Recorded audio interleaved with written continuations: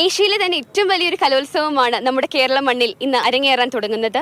പഞ്ചാം ദിവസമാണ് നമ്മൾ കലോത്സവം ആഘോഷിക്കുന്നത്. ധാരാളം കുട്ടികൾ കേരളത്തിൻ്റെ പല കാര്യങ്ങളിൽ ഏർപ്പെട്ട് വരികയാണ്. എല്ലാവർക്കും ആശംസകൾ നേരുന്നു. കുട്ടികളിലെ സർഗശേഷി പുറത്തു കൊണ്ടുവരുന്ന വളരെ അഭിനന്ദിക്കേണ്ട ഒരു പരിപാടി തന്നെയാണ് നമ്മുടെ സ്കൂൾ കലോത്സവം എന്ന് പറയുന്നത്. ഏഷ്യയിലെ ഏറ്റവും വലിയ കൗമാരക്കാരുടെ കലോത്സവമാണ് നടക്കുന്നത്. ഏറെ സന്തോഷമുണ്ട്. വിദ്യാർത്ഥികളുടെ സർഗശേഷി വളർത്തുക എന്ന് പറയുന്നത് ഒരു രാജ്യത്തിൻ്റെ കടമയാണ്, അല്ലെങ്കിൽ ഒരു സമൂഹത്തിൻ്റെ കടമയാണ്. അങ്ങനെ ചെയ്യുമ്പോൾ വളരുന്നത് ആ രാജ്യത്തെ യുവതലമുറയാണ്.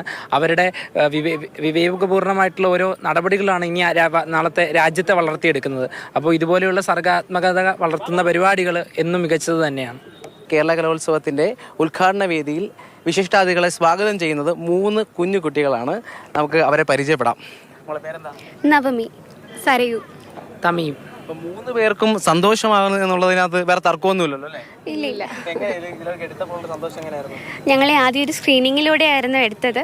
അപ്പോൾ കിട്ടുമെന്ന് ഒട്ടും പ്രതീക്ഷയില്ല. പെട്ടെന്ന് സ്ക്രീനിങ്ങിൽ സെലക്ട് ആയെന്ന് പറഞ്ഞപ്പോൾ ഒരുപാട് സന്തോഷം തോന്നി. ഇത്രയും വലിയൊരു വേദിയിൽ മന്ത്രിമാരെ വെൽക്കം ചെയ്യാന്ന് പറഞ്ഞത് കുഞ്ഞു കാര്യമല്ലല്ലോ. അപ്പോൾ ഒരുപാട് സന്തോഷം. സ്ക്രീനിങ് ടെസ്റ്റിലൂടെയാണ് ഞങ്ങളെ സെലക്ട് ചെയ്തത്. അപ്പോൾ ഒരുപാട് സന്തോഷം തോന്നി. ഈ പറഞ്ഞ പോലെ വലിയ വിശിഷ്ടാതിഥികളോടൊപ്പം ഇരുന്ന് ഒരു അവസരം കിട്ടുക എന്ന് വെച്ചാൽ വലിയ ഭാഗ്യം തന്നെയാണ്. നന്നായിട്ട് നമ്മൾ കാര്യങ്ങളൊക്കെ നോക്കിയിട്ടുണ്ട്. ഇനിയിപ്പോൾ അവതരിപ്പിക്കുക എന്നുള്ളത് ഞങ്ങളുടെ ഡ്യൂട്ടിയാണ്. അപ്പോൾ അത് കൃത്യമായിട്ട് ചെയ്യുക. ഞാൻ ശരിക്കും പറഞ്ഞാൽ 2ാമതാണ് സെലക്ട് ചെയ്യപ്പെടുന്നത്. ഇവരുടെ സ്ക്രീനിങ് കഴിഞ്ഞതിന് ശേഷം ഇന്നലെയാണ് ഞാൻ അറിയുന്നത്.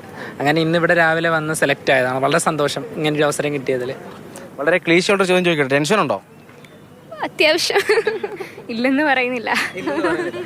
എന്നാൽ ഇങ്ങനൊരു ആദ്യമായിട്ടാണ്. അല്ലാതെ ഇതുപോലത്തെ വലിയ സ്റ്റേജുകളിൽ പങ്കെടുത്തിട്ടുണ്ട്. പല പ്രസംഗ മത്സരങ്ങളും അതുപോലെ തന്നെ ഒക്കെ ചെയ്തിട്ടുണ്ടെങ്കിലും ഇതുപോലെ ആങ്കറിങ് ആദ്യമായിട്ടാണ്. ഇതുപോലെ വലിയ സ്റ്റേജുകൾ കലോത്സവത്തിൻ്റെ എന്ന് പറയുമ്പോൾ ടെൻഷൻ ഉണ്ടെന്ന് പറഞ്ഞാലും ഇവർ ചെറിയ പുള്ളികളൊന്നുമല്ല, പ്രാസംഗികരാണ്. പ്രസംഗ മത്സരത്തിനൊക്കെ പോകുന്നവരാണ്.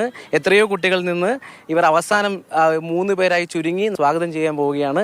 ഞാൻ നേരത്തെ സൂചിപ്പിച്ചതുപോലെ ഇവർ നാളത്തെ താരങ്ങളാണ്, ഭാവിയിലെ താരങ്ങൾ കൂടിയാണ്.